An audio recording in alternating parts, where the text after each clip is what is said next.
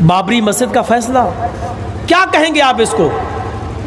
اس کے ججمنٹ میں لکھا ہے سن 1947 کو جب ہمارا ملک آزاد ہوا اس وقت بابری مسجد موجود تھی، 500 سال پرانی بابری مسجد تھی، 500 سال سے برابر مسجد رہی۔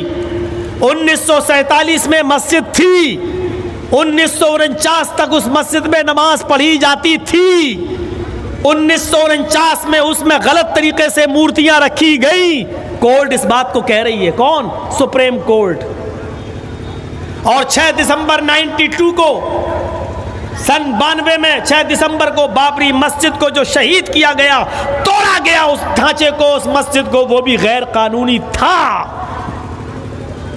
جو لوگ یہ کہتے ہیں مندر توڑ کر مسجد بنائی گئی، وہ لوگ مندر ہونا ثابت نہیں کر پائے، لہذا یہ غلط ہے کہ مسجد مندر توڑ کر بنائی گئی۔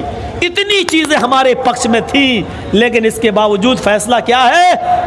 یہ جگہ رام للا کو دی جاتی ہے اور مسلمانوں کو ایودھیا میں کسی دوسری جگہ پر 5 ایکڑ زمین دے دی جائے۔ یہ ہوتا ہے فیصلہ ہمارے سپریم کورٹ کا۔ اور پھر بھی ہم نے امن اور شانتی کو بحال رکھنے کے لیے یہ کہہ دیا کہ سپریم کورٹ کا فیصلہ ہمیں منظور ہے، ہم سے زیادہ امن والا لے کے آؤ، ہم سے زیادہ شانتی والا لے کے آؤ۔ اگر سپریم کورٹ کا فیصلہ ہندوؤں کے حق میں مسلمانوں کے حق میں چلا جاتا تو دلی سے بڑا جھگڑا ہوتا، دلی سے بڑی لڑائیاں ہوتی، دلی سے بڑی گنڈا گردی ہوتی۔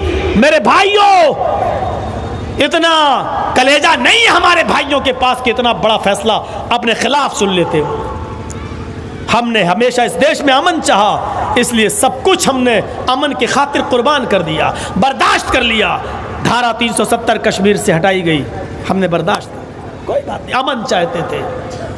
ٹرپل طلاق کا مسئلہ ہم نے یہ نہیں دیکھا کہ میرے فیور میں کیا تمہارے فیور میں کیا، پوری مسلم کمیونٹی سے جوڑا، لیکن وہ بھی آپ نے سپریم کورٹ سے اپنے آپ کا فیصلہ تو چلا گیا بی جے پی گورنمنٹ کے حق میں، ہم اس پر بھی خاموش رہے۔ کیا کیا آپ ہمارا امتحان لوگے؟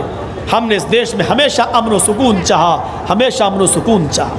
پڑے اس دیش میں امن، سکون اور شانتی تبھی بحال ہوگا جب اس دیش میں عمر فاروق جیسا عادل اور ان کا جیسا انصاف قائم ہو جائے گا۔ مہاتما گاندھی اس دیش کی سرکشا کو سمجھتے تھے، اس لیے عمر کی مثال دے گئے۔ گوڈسے اور ساورکر کی اولادیں جانتی ہیں کہ دیش کو کیسے تباہ کیا جائے، اس لیے وہ دیش کو تباہ کرنے میں لگے ہوئے ہیں۔ یہ عدل و انصاف کے معاملے تھے۔